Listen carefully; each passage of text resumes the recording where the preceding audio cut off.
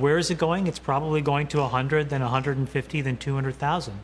In what period? I don't know. 5 years, 10 years, but it's going there. And the reason is because every time you see all of this stuff happening, it just reminds you that, wow, our leaders are not as trustworthy and reliable as they used to be. And so just in case, we really do need to have some kind of, insurance we can keep under our pillow that gives us some access to an uncorrelated hedge. This is now the beginning of the new fiscal year for the entire mutual fund complex. So that's trillions of dollars that have to get deployed, because even though you pay them a very small fee per year, you're not paying them to hold cash. You're paying them to make decisions and own assets. And then, as you said, Friedberg, the last part of this is now you introduce rate cuts, and that's a real accelerant. Now, more than likely, I think what that means is that markets are set up to do pretty well, equity markets specifically. What is all of this saying? I think what it's kind of saying is inflation is very much in the rearview mirror. Rates are going to get cut by the middle part of the year. The economy looks like it's going to be a soft landing. That is actually very beneficial for the sitting president. It's also good for equities. It's good for us. So it's really interesting, actually. I think we've had a fundamental kind of now change. Chamath Palihapitiya, a prominent tech investor and billionaire, is optimistic about the future of Bitcoin. He anticipates a significant surge in the cryptocurrency's value, forecasting it to reach $100,000 and then $200,000 before ultimately hitting $1 million per coin within the next 20 years. Despite his well-known roles at Facebook and in Silicon Valley, many are unaware that Chamath was an early investor in Bitcoin. Introduced to the digital currency in 2012, he and two close associates once owned a substantial 5% of the total Bitcoin supply, with Chamath's average purchase price hovering around $100. In a recent podcast episode, Chamath delved into the current macroeconomic environment, expressing confidence in the Federal Reserve's ability to orchestrate a soft landing. He believes that such an outcome would bode well for assets further along the risk curve, including growth stocks and cryptocurrencies like Bitcoin. The podcast concludes with Chamath sharing his latest 2 price predictions for Bitcoin, providing valuable insights for those interested in the cryptocurrency market. I did a little tea leaf reading on macro if you guys wanted. I have some charts. I'm going to just give you a little rundown of, because I went and look, we used to talk about these things when we were doing a lot of forecasting going into this cycle. But so here's like a couple of really interesting observations. So the first one is, when you look at this M2 money supply, look how much it's actually shrunk. Now, why that's interesting to me is that you have these two forces that are opposing each other. One is we have these huge deficits. So we're technically still, frankly, issuing a lot of money, right? But then on the other side, we have QT. So when debt rolls off, we're not reissuing it. And the balance of that is still a really constructive thing, where now you can see that, M2 has materially started to shrink. And I think that that's a really positive thing, because now what that does, it combats inflation in a good way. Unfortunately for all of us, it hurts financial assets, which is not so good. I think we've all felt that pain, but the reality is that that's been working. So then, Nick, if you go to the second chart, so what you see now is like, we are in a really decent place with inflation. And if you think about what's going to happen over the next 6 months, it's mostly in the bag. And meaning, we talked about this before, but there's a lag effect on a handful of components, specifically rents, which when you roll them into this inflation rate, you're going to see it really, really turn over very quickly, right? So we know that inflation is falling. It's going to fall even more. The second thing, Nick, the third chart here, is you can see that now validated in these 10-year break-evens. Remember, this was the chart we used to look at when we were like, holy mackerel, something's going to break. In November of 21, I think we probably should have just sold everything we had in November of 21. We didn't do it, but the point is now we know.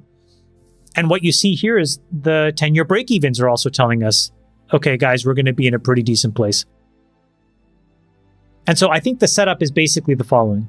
There's less money in the system. That's a positive. Nick, if you show the last chart, there's more money on the sidelines. And this is just a picture of, look at the amount of money in money market funds. 6 trillion and growing. So that's a really positive sign, which is that money will need to find a home. Once rates drop. No, even just now, because you're gonna be in a situation where, and I'll get to this in a second, but companies are now starting to perform because they've been able to rebaseline against very, very lowered expectations. Right. And money managers have to do their job and deploy capital. And that's something we mentioned, I think, last week, but this is now the beginning of the new fiscal year for the entire mutual fund complex. So that's trillions of dollars that have to get deployed, because even though you pay them a very small fee per year, you're not paying them to hold cash. You're paying them to make decisions and own assets. And then, as you said, Friedberg, the last part of this is now you introduce rate cuts, and that's a real accelerant. Now, more than likely, I think what that means is that markets are set up to do pretty well, equity markets specifically. And so I went and I said, well, how can we see some data that proves that this is happening?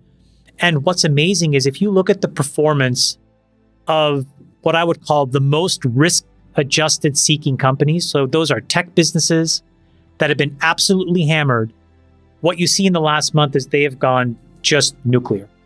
Adyen up 30% in a matter of a week. DoorDash is up, 25, 30% in a matter of a week. Datadog up 30% in a matter of a week. These are the businesses that were just completely decimated. So what is all of this saying? I think what it's kind of saying is inflation is very much in the rearview mirror. Rates are going to get cut by the middle part of the year. The economy looks like it's going to be a soft landing. That is actually very beneficial for the sitting president. It's also good for equities. It's good for us. So it's really interesting, actually. I think we've had a fundamental kind of now change. Chamath explains his optimism about the Federal Reserve successfully executing a soft landing. He points to a favorable combination of imminent interest rate cuts and trillions of dollars held on the sidelines by money managers, creating an ideal environment for driving asset prices higher. He particularly emphasizes Bitcoin as a beneficiary of this scenario, especially with the anticipated introduction of a spot ETF in early 2024.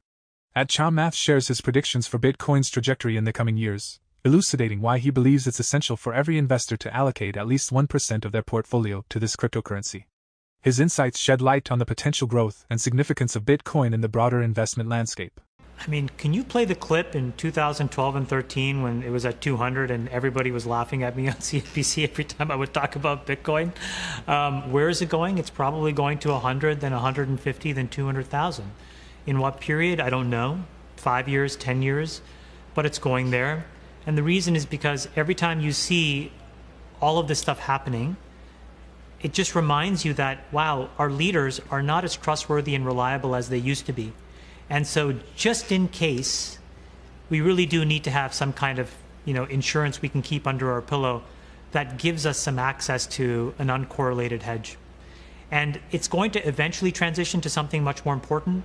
But for right now, you're just getting all these data points that prove this thing. It's just the fabric of society is frayed.